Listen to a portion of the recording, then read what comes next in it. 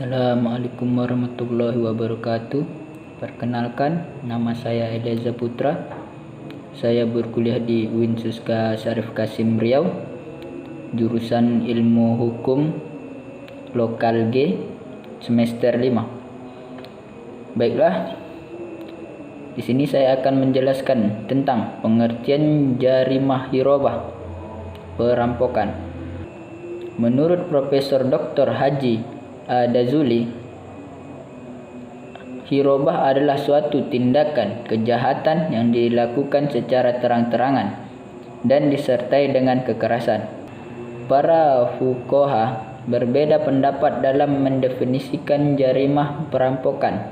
Di antaranya, pendapat Syafi'iyah mengambil harta atau membunuh atau menakut-nakuti yang dilakukan dengan sengaja di tempat yang jauh dari pertolongan.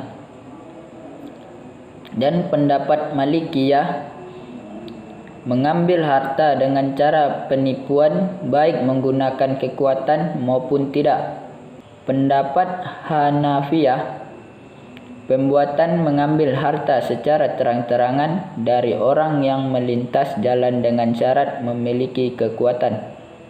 Jadi, hirobah adalah suatu tindakan kejahatan ataupun pengerusakan dengan menggunakan senjata atau alat yang dilakukan oleh manusia secara terang-terangan, di mana saja, baik dilakukan suatu orang atau berkelompok, tanpa mempertimbangkan dan memikirkan siapa korbannya, disertai dengan tindakan kekerasan. Unsur jarimah perampokan. Unsur jarimah hirobah adalah keluar untuk mengambil harta, dilakukan di jalan umum atau di luar pemukiman korban, dilakukan secara terang-terangan, serta adanya unsur kekerasan atau ancaman kekerasan. Perbedaan yang asasi antara pencuri dengan perampok terletak pada cara pengambilan harta, yakni pencurian dilaksanakan secara diam-diam, sedangkan dalam perampokan dilaksanakan secara terang-terangan atau disertai dengan kekerasan. Teknis operasional perampokan itu ada beberapa kemungkinan, yaitu 1. Seseorang pergi dengan niat untuk mengambil harta secara terang-terangan dan mengadakan intimidasi, namun ia tidak jadi mengambil harta dan tidak membunuh. 2. Seseorang berangkat dengan niat untuk mengambil harta dengan terang-terangan dan kemudian mengambil harta termaksud tetapi tidak membunuh. 3. Seseorang berangkat dengan merampok, kemudian membunuh tapi tidak mengambil harta korban. 4. Seseorang berangkat untuk merampok, kemudian ia mengambil harta dan membunuh pemiliknya. Keempat kemungkinan di atas, semua termasuk perampok selama yang disangkutan berniat untuk mengambil harta dengan terang-terangan. Adapun syarat perampokan. Syarat harta yang diambil dalam perampokan adalah sama dengan syarat harta yang diambil dalam pencurian.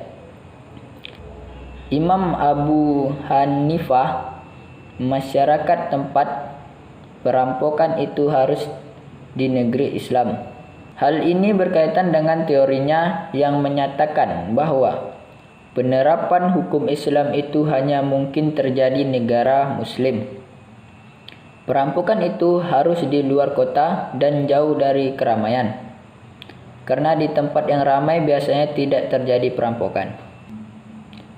Imam Maliki dan Imam Syafi'i tidak membedakan antara perampok di tempat yang ramai dengan perampok di tempat yang sunyi. Semua termasuk perampok selama yang disangkutan berniat untuk mengambil harta dengan terang-terangan. Hal ini berkaitan dengan teorinya yang menyatakan bahwa penerapan hukum Islam itu hanya mungkin terjadi negara Muslim. Perampokan itu harus di luar kota dan jauh dari keramaian, karena di tempat yang ramai biasanya tidak terjadi perampokan. Imam Maliki dan Imam Syafi'i tidak membedakan antara perampok di tempat yang ramai dengan perampok di tempat yang sunyi. Hanya Imam Syafi'i masyarakatkan bahwa perampok itu terjadi di tempat yang sulit bagi korban untuk minta tolong. Adapun beberapa sanksi perampokan. Yang pertama, menurut Imam Abu Hanifah dan Imam Syafi'i dan Imam Ahmad berbeda-beda sanksi perampok berdasarkan perbuatannya. Bila ia hanya mengintimidasi tanpa mengambil harta dengan kekerasan, namun tidak membunuh, maka sanksinya adalah potong tangan dan kakinya secara silang. Bila hanya membunuh tanpa mengambil harta, maka sanksinya adalah hukuman mati. Menurut Imam Maliki, sanksi perampokan diserahkan kepada imam untuk memilih salah satu hukuman yang akan dijatuhkan pada pelaku perampokan. 2. Sanksi kedua bagi perampok adalah potongan tangan dan kakinya antara silang. Itu tangan kanan dan kaki kiri. Sanksi tersebut diancamkan pada perampok yang mengambil harta dengan paksa namun tidak membunuh. Sanksi ketiga dihukum mati, yaitu bila seorang perampok membunuh tapi tidak mengambil harta. Dan sanksi keempat yaitu dengan hukuman mati lalu bersilap. Sanksi ini diancamkan terhadap perampok yang membunuh dan mengambil harta.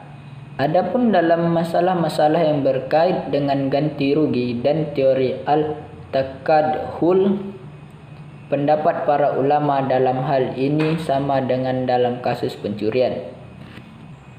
Adapun beberapa cara pembuktian dan pelaksanaan hukum.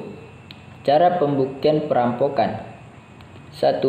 Dengan saksi. Saksi yang diperlakukan untuk membuktikan tindakan pidana perampokan sama halnya dengan jumlah saksi pada jarimah syarikah, yaitu minimal 2 orang laki-laki atau seseorang laki-laki dan 2 orang perempuan. Apabila kurang dari 2 orang, maka pencuri tidak dikenai hukuman. Saksi bisa diambil dari para korban atau orang-orang yang terlibat langsung dalam kejadian perampokan. 2. Dengan pengakuan. Pengakuan seseorang perampok merupakan salah satu alat bukti untuk tindakan pidana perampokan. Menurut jumhur ulama, pengakuan cukup dinyatakan 1 kali dan tidak perlu diulang-ulang. Akan tetapi, menurut pendapat Imam Abu Yusuf dan Hanabilah, bahwa pengakuan harus dinyatakan sebagai 2 kali. Hukuman terdapat dalam surat Al-Maidah ayat 33. Sewaktu menjelaskan sebab-sebab turunnya asbab al-nuzul ayat ini, Imam Bukhari meriwayatkan bahwa beberapa orang dari suku Ukul datang menghadap Nabi SAW di Madinah. Sekian dari saya tentang jarimah hirokah. Lebih dan kurang saya mohon maaf. Saya akhiri. Assalamualaikum warahmatullahi wabarakatuh.